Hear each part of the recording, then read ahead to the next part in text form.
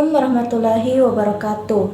Perkenalkan, nama saya Nurmala, Stambuk A11122111. Di sini saya akan melakukan pemaparan materi mata kuliah teori belajar bahasa, meliputi yang pertama karakter bahasa, kemudian isu-isu bahasa, dan yang terakhir teori belajar bahasa. Baiklah, mari kita langsung ke video pemaparan materinya. Sebelum saya menjelaskan mengenai karakter bahasa, saya akan terlebih dahulu menjelaskan mengenai definisi bahasa. Jadi, bahasa adalah sistem komunikasi yang digunakan oleh manusia untuk mengungkapkan pemikiran, gagasan, perasaan, dan informasi kepada orang lain. Ini melibatkan penggunaan kata-kata, simbol atau karakter yang memiliki makna tertentu dalam konteks tertentu. Bahasa dapat berwujud lisan yang diungkapkan melalui suara, tertulis yang diungkapkan melalui huruf, simbol atau karakter, atau bahkan bahasa isyarat.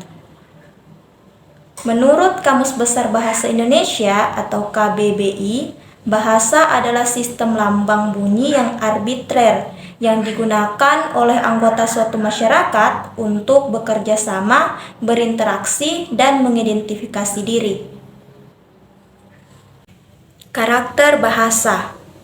Karakter bahasa mengacu pada alfabet, aksara, simbol, atau huruf-huruf yang digunakan dalam sebuah bahasa tertentu. Setiap bahasa memiliki karakter khusus yang digunakan untuk mengeja kata-kata dan menyusun teks. Contohnya, bahasa Inggris menggunakan huruf A hingga Z, sedangkan bahasa Jepang menggunakan campuran aksara hiragana, katakana, dan kanji. Setiap karakter bahasa memiliki nilai dan arti khusus dalam konteks bahasa tersebut. Selanjutnya, isu-isu bahasa.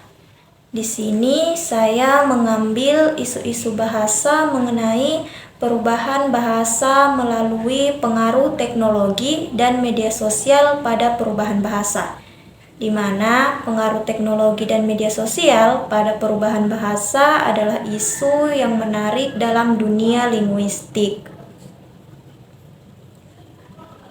Pertama, kemunculan kata baru.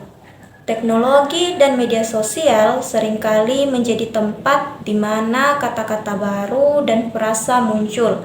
Misalnya, kata selfie adalah contoh yang terkenal yang muncul seiring popularitas foto diri yang diambil sendiri. Yang kedua, pemendekan kata.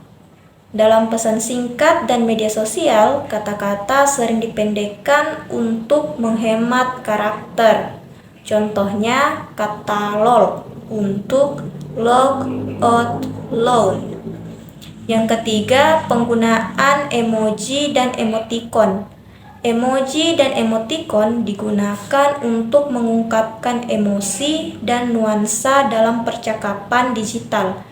Mereka telah menjadi bagian integral dalam bahasa digital.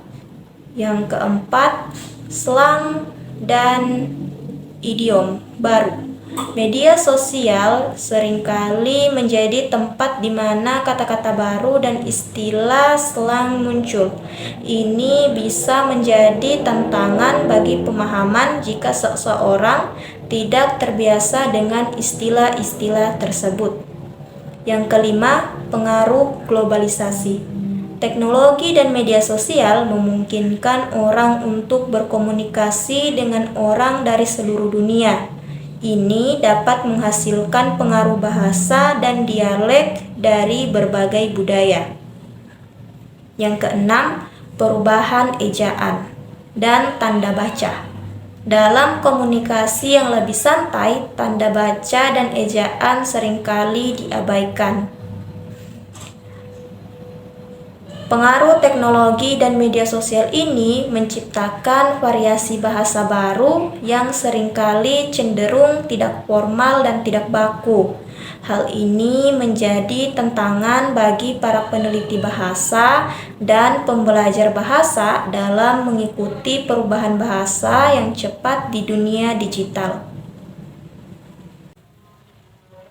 Baiklah, selanjutnya mengenai teori belajar bahasa. Teori belajar bahasa adalah serangkaian pandangan atau kerangka kerja yang digunakan untuk menjelaskan bagaimana individu memperoleh dan mengembangkan kemampuan berbahasa. Teori-teori ini membantu kita memahami proses belajar bahasa, apa yang memotivasi pembelajaran bahasa, dan bagaimana kemampuan berbahasa berkembang dari waktu ke waktu. Adapun beberapa teori belajar bahasa yang terkenal diantaranya, yang pertama, teori behaviorisme. Teori ini menekankan pengaruh lingkungan dan pengulangan sebagai cara individu belajar bahasa. Pembelajaran bahasa dilihat sebagai respon terhadap rangsangan eksternal dan penguatan positif. Yang kedua ada teori kognitif. Teori ini memusatkan perhatian pada peran proses kognitif seperti memori, pemecahan masalah, dan pengenalan pola dalam pembelajaran bahasa. Pembelajaran bahasa dipandang sebagai proses pemrosesan informasi. Yang ketiga ada teori sosial. Teori ini menyoroti peran interaksi sosial dalam pembelajaran bahasa dan konsep zona perkembangan proksimal. Yang keempat, teori komunikatif. Teori ini menekankan pentingnya pemahaman bahasa, yang berarti dalam proses pembelajaran bahasa.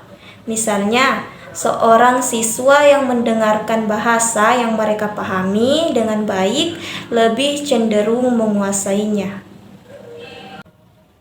Baik, itulah pemaparan materi yang dapat saya sampaikan. Apabila banyak kekurangan, saya mohon maaf. Saya ucapkan terima kasih.